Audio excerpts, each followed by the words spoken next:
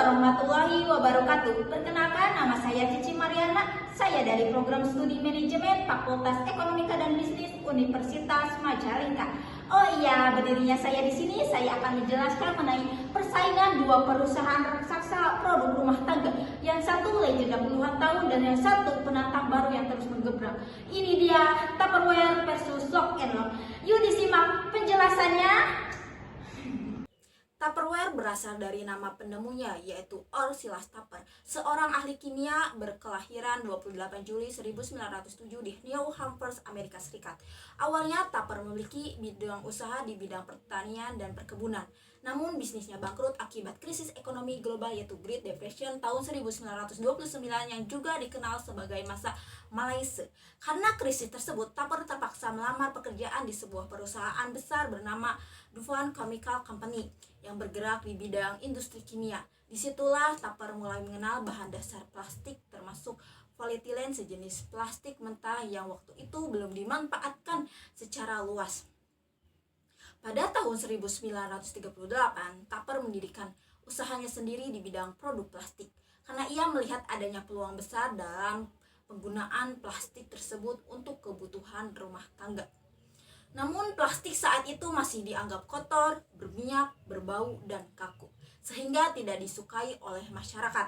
Dengan berbagai eksperimen laboratorium, Tupper berhasil memurnikan biji polietilen hitam menjadi bahan plastik yang lebih fleksibel, tidak berminyak, tidak berbau, dan ringan dan kuat.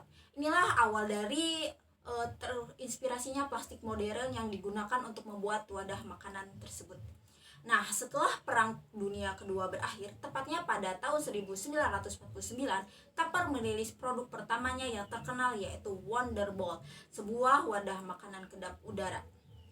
Ciri khas dari produk tersebut yaitu bahan plastik bening seperti kaca, kedap udara, dan kedap air, elastisitas dan tahan benturan terhadap tutup. Khususnya juga bernama Barpin Seal, yaitu tutup yang mengeluarkan udara saat ditekan agar isi di dalamnya tetap segar. Terus produk tersebut dipatenkan oleh Tupper pada tahun 1947. Wonderbowl ini menjadi inovasi besar di dunia rumah tangga. Namun penjualan itu tidak berhasil dan ada gagalnya. Meskipun produknya revolusioner, awalnya produk Tupperware tidak laku di pasaran. Tupper mencoba menitipkan produk-produknya di minimarket, tapi justru hanya menjadi pajangan yang berdebu karena tidak ada tahu kelebihan produk ini. Cara penggunaannya, tutupnya tidak biasa, tidak ada yang menjelaskan manfaat secara langsung kepada konsumen terkait kondisi wadah tersebut.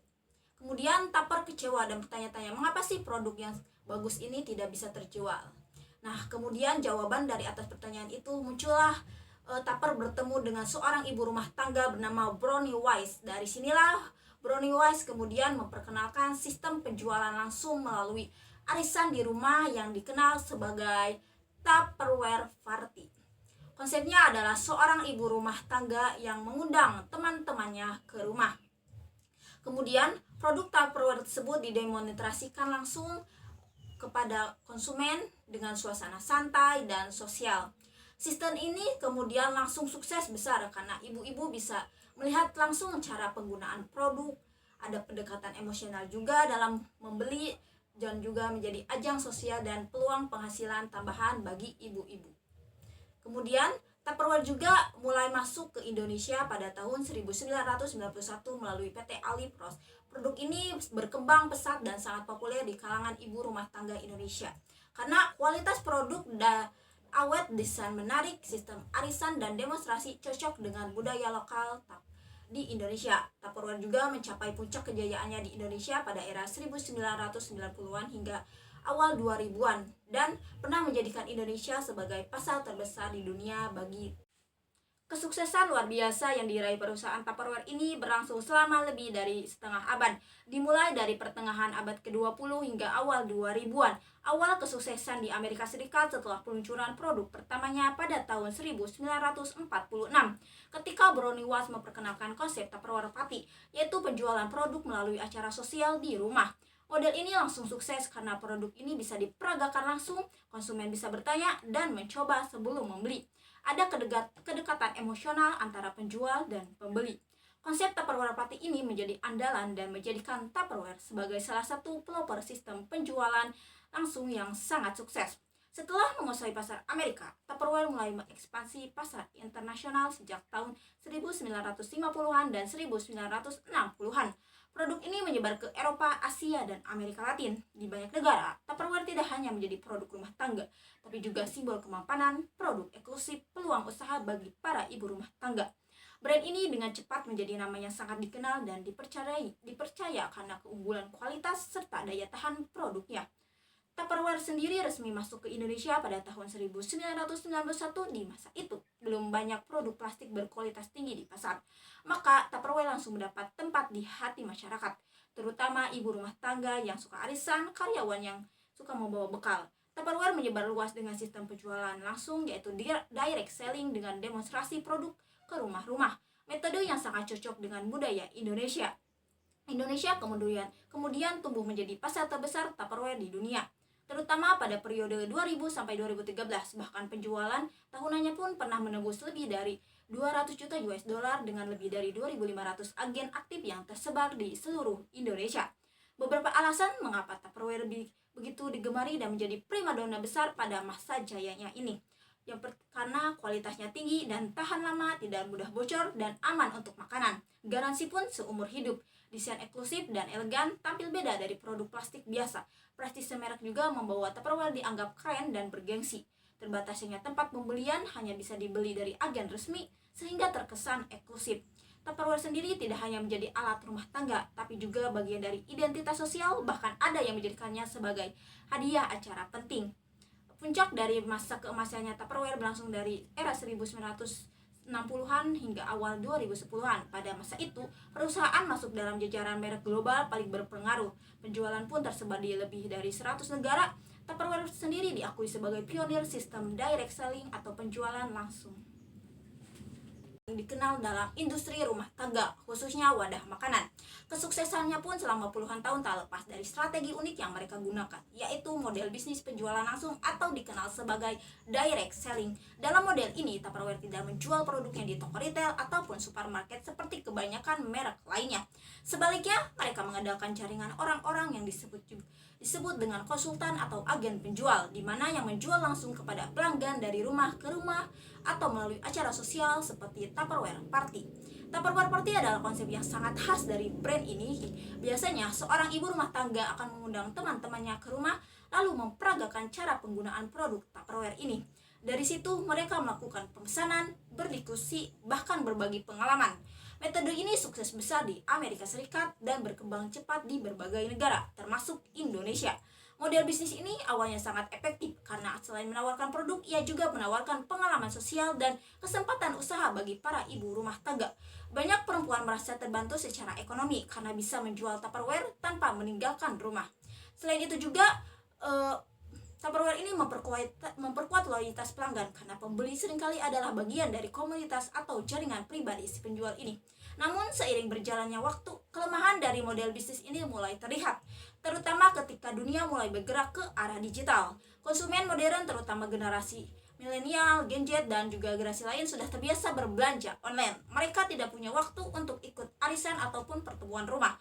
Mereka lebih suka transaksi cepat, praktis, dan instan lewat marketplace seperti Tokopedia, Shopee, ataupun TikTok Shop. Sayangnya, Tupperware terlambat menyadari perubahan ini. Mereka tetap bergantung pada sistem lama yang semakin tidak relevan.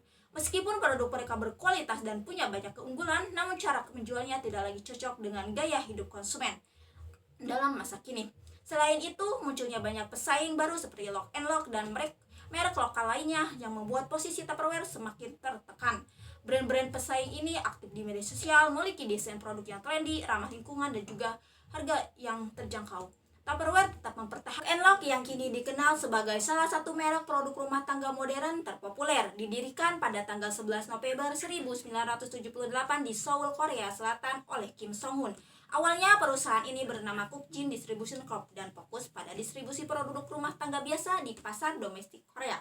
Namun seiring berjalannya waktu, perusahaan ini melihat peluang besar di pasar penyimpanan makanan, terutama produk yang aman, kedap udara, dan mudah digunakan. Titik balik penting terjadi pada tahun 1998 ketika Lock and Lock meluncurkan produk inovatif berupa wadah makanan dengan sistem penguncian 4 sisi yang benar-benar kedap udara dan air.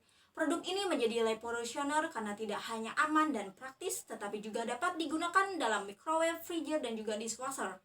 Desain ini langsung mendapat perhatian pasar global dan membuat nama Lock and Lock mulai dikenal luas di berbagai negara. Untuk memperkuat identitas mereknya, pada tahun 2003, perusahaan resmi mengganti nama menjadi Lock and Lock Co. Ltd. Mereka pun mulai melakukan ekspansi internasional besar-besaran, dimulai dengan pembukaan kantor cabang di China, Vietnam, Indonesia, dan Thailand. Bahkan mereka membangun pabrik sendiri di Vietnam untuk memproduksi berbagai produk seperti plastik, kaca tanah, kaca tahan panas, dan peralatan masak. Tahun 2010, Lock and Lock resmi terdaftar di Bursa Efek Korea yang memperkuat statusnya sebagai perusahaan berskala global. Yang pertama ada teknologi pengunci 4 sisi yang tahan bocor dan kedap udara. Lock and Lock dikenal luas berkat teknologi tutup 4 sisi yang merupakan inovasi khas mereka. Sistem ini memastikan tutup kotak makan dapat terkunci di keempat sisinya dengan rapat, menjadikannya wadah kedap udara, menjaga makanan tetap segar lebih lama, tahan bocor bahkan untuk makanan berkuah atau cair. Aman juga digunakan untuk disimpan di microwave ataupun freezer. Keunggulan ini sangat penting bagi konsumen modern yang mengutamakan keamanan dan kenyamanan saat membawa makanan ke sekolah, ke kantor, ataupun perjalanan. Yang kedua ada ramah lingkungan dan aman untuk kesehatan. Produk Lock and Lock ini dibuat dari material yang aman, bebas BPA, yaitu zat kimia berbahaya yang umum ditemukan di plastik murah. Banyak pilihan berbahan kaca borosilikat, stainless steel, dan plastik food grade. Terus juga ada produk reusable sehingga membantu mengurangi limbah plastik sekali pakai.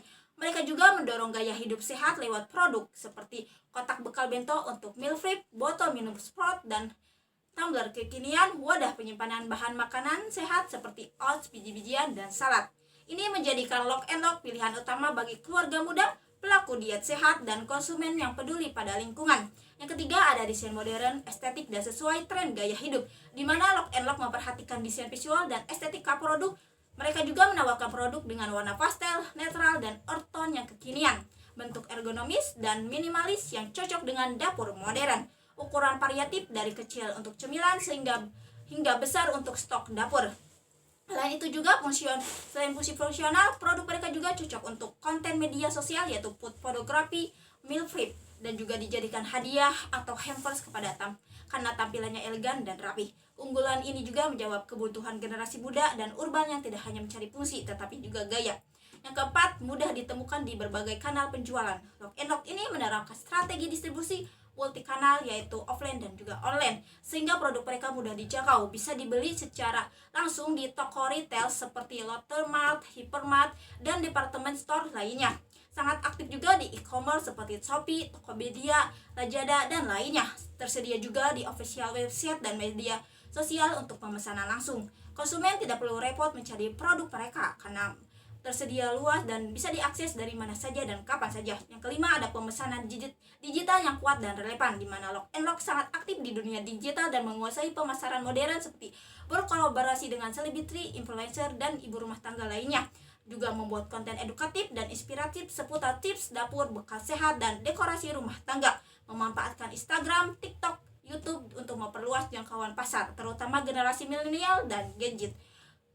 Keunggulan juga ini membuat merek Lock and Lock terasa dekat dengan konsumen muda dan mampu menjaga loyalitas pelanggan secara aktif. Yang pertama ada analisis permintaan dan perilaku konsumen. Dalam ekonomi manajerial, memahami permintaan pasar dan perilaku konsumen adalah dasar dari setiap keputusan bisnis. Manajer harus mampu membaca perubahan tren, kebutuhan baru, dan pola konsumsi yang berkembang. Hal ini mencakup memahami siapa konsumen mereka, apa yang mereka butuhkan, dan bagaimana mereka ingin dilayani. Ketepatan membaca perubahan ini dapat menentukan arah strategi produk dan pemasarannya. Penerapan pada kasus Tupperware, di mana Tupperware gagal menganalisis perubahan perilaku konsumen. Konsumen modern sudah beralih dari penjualan langsung door-to-door ke platform digital seperti e-commerce dan marketplace. Namun Tupperware tetap mempertahankan sistem lamanya.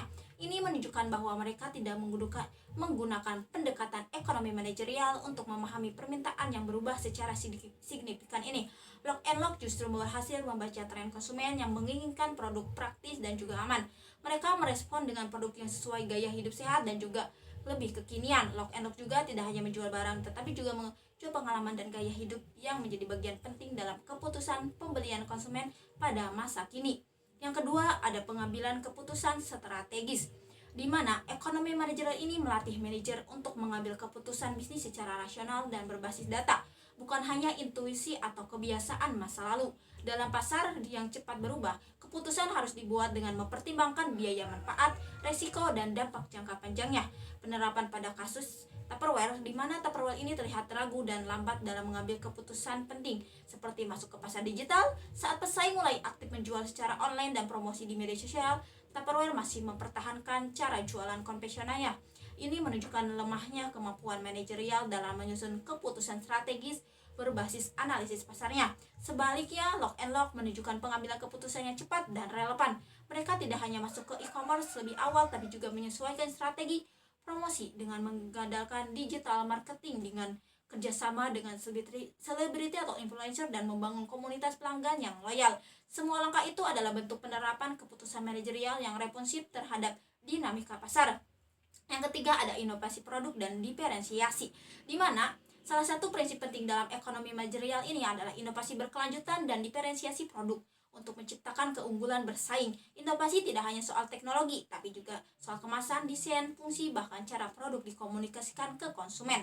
Penerapan pada kasus yaitu Tupperware dinilai kurang inovatif. Desain dan jenis produknya tidak banyak berubah dari tahun ke tahun, masih sama. Mereka terlalu percaya diri dengan reputasi merek lama tanpa melihat bahwa konsumen menginginkan sesuatu yang baru.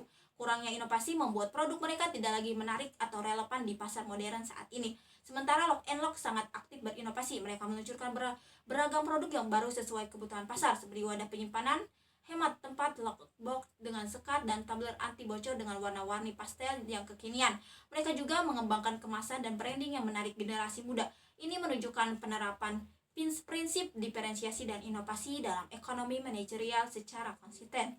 Yang keempat ada manajemen dan ketidakpastian, di mana ekonomi manajerial ini mengajarkan setiap keputusan bisnis mengandung resiko. Oleh karena itu, perusahaan harus mampu mengidentifikasi, mengukur, dan mengelola resiko, serta memiliki strategi mitigasi untuk menjaga kelangsungan usahanya, terutama dalam kondisi ekonomi yang fluktuatif ini. Penerapannya, Tupperware tampaknya tidak memiliki manajemen yang kuat ketika menghadapi penurunan penjualan global dan perubahan perilaku pasar. Mereka tidak memiliki langkah cepat untuk bertahan. Akhirnya mereka mengalami krisis keuangan dan gagal membayar utang dan mengajukan perlindungan kebangkrutan dan akhirnya bangkrut. Sementara Lock and Lock memiliki sistem mitigasi risiko yang baik. Mereka tidak bergantung hanya pada satu pasar, melainkan mengekspor ke beberapa lebih negara dan membuka cabang di berbagai wilayah, dan juga memiliki berbagai lini produk yang bisa menopang bisnis saat satu pasar sedang lemah. Ini merupakan bentuk diferensiasi risiko yang menjadi prinsip penting dalam ekonomi manajerial. Tupperware, merek legendaris yang dulu sangat identik dengan kualitas dan gaya hidup rumah tangga, kini menjadi contoh nyata perusahaan besar yang gagal menghadapi perubahan zaman. Meskipun pernah menikmati kejayaan selama beberapa dekade, Tupperware tidak mampu mempertahankan posisinya di tengah gelombang digitalisasi dan pergeseran perilaku konsumen. Salah satu penyebab utama kegagalan Tupperware adalah ketergantungan yang terlalu besar pada sistem penjualan langsung atau direct selling, di mana model ini awalnya sangat berhasil karena melibatkan agen rumah tangga yang menjual produk melalui pertemuan-pertemuan sosial seperti Tupperware Party. Namun seiring waktu, cara ini mulai ditinggalkan karena tidak lagi sesuai dengan gaya hidup konsumen modern yang lebih sibuk dan menginginkan kemudahan. Ketika belanja online menjadi kebiasaan baru, Tupperware justru lambat beralih ke platform digital. Mereka tertinggal dari kompetitor yang sudah lebih dulu aktif di e-commerce dan media sosial.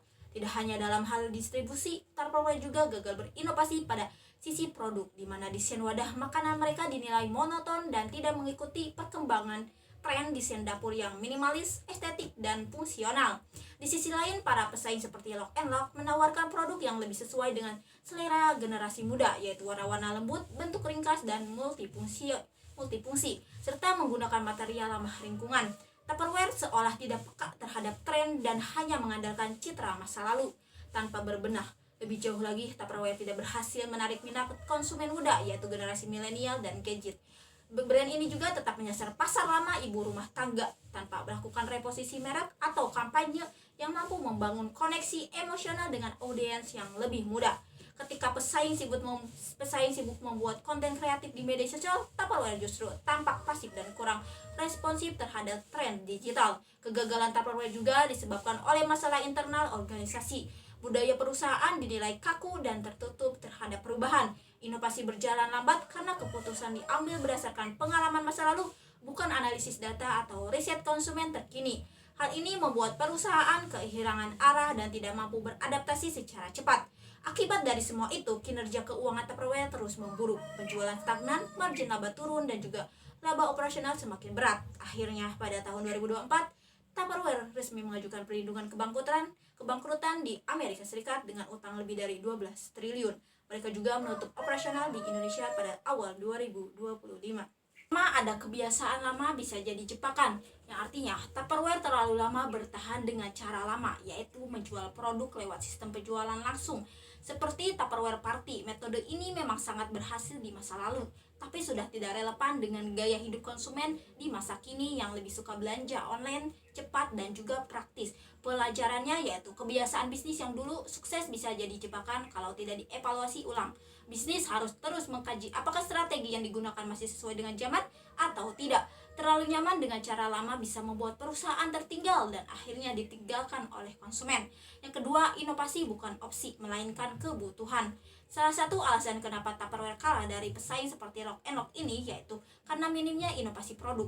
Desain wadah makanan mereka terlihat biasa saja, tidak mengikuti tren warna kekinian, tidak ramah lingkungan, dan juga kurang praktis. Sementara itu, kompetitor menghadirkan produk yang modis, multifungsi, dan sesuai gaya hidup modern.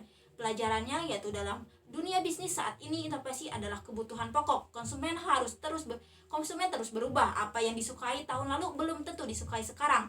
Maka perusahaan harus selalu memperbaharui produk, layanan, strategi pemasaran, dan cara komunikasi agar tetap relevan di pasar. Yang ketiga, ada bisnis yang tidak berkembang akan ditinggalkan konsumen, di mana Tupperware tidak berkembang secara signifikan. Mereka tidak memperluas kanal penjualan, tidak menyasar konsumen baru, dan tidak mengembangkan sistem digitalisasi. Akibatnya, konsumen terutama anak muda beralih ke merek lain yang lebih modern dan mudah dijangkau. Pelajarannya yaitu perusahaan harus terus tumbuh dan berkembang baik dari sisi teknologi, produk maupun pasar. Jika tidak, konsumen akan mencari alternatif lain yang lebih menarik. Pasar selalu berubah dan jika bisnis tidak ikut bergerak, maka perlahan tapi pasti akan ditinggalkan. Yang keempat, pemimpin perusahaan harus berani berubah, cepat ambil keputusan dan mau mendengarkan pasar, di mana manajemen Tupperware ini dianggap lambat merespon perubahan. Mereka tidak segera masuk ke e-commerce, tidak mengganti strategi penjualan, dan tidak cepat menangani penurunan penjualannya. Lebih buruk lagi, mereka tidak banyak mendengarkan keinginan dan kebutuhan pasar, terutama dari generasi milenial, generasi muda seperti milenial dan gadget ini. Pelajarannya, pemimpin bisnis harus lebih berani mengambil keputusan penting, bahkan jika itu berani meninggalkan cara lama. Cepat bertindak saat ada perubahan tren atau ancaman kompetitor, di mana kita harus mendengarkan suatu pasar baik melalui riset konsumen, data penjualan, maupun tren media sosial. Manajer atau pemilik usaha yang terlalu kaku atau ragu untuk berubah akan membuat bisnis stagnan dan kehilangan arah. Kesimpulannya, kisah persaingan antara Tupperware dan Lock and Lock ini menunjukkan bahwa dalam dunia bisnis modern, kemampuan beradaptasi, berinovasi, dan memahami konsumen adalah kunci utama untuk bertahan dan tumbuh.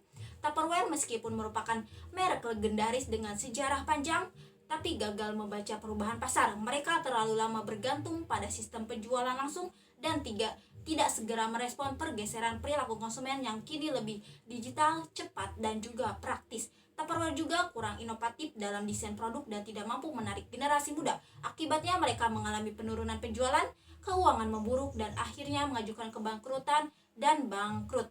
Sementara Lock and Lock juga muncul sebagai merek yang lebih adaptif, inovatif, dan peka terhadap tren. Mereka aktif di e-commerce, media sosial, dan bekerja sama dengan selebriti ataupun influencer dan menghadirkan produk dengan desain modern serta ramah lingkungan. Strategi distribusi multi kanan, online dan offline juga, dan pendekatan digital marketing membuat Lock and Lock mampu menjangkau pasar yang lebih luas dan membangun loyalitas baru di kalangan konsumen muda.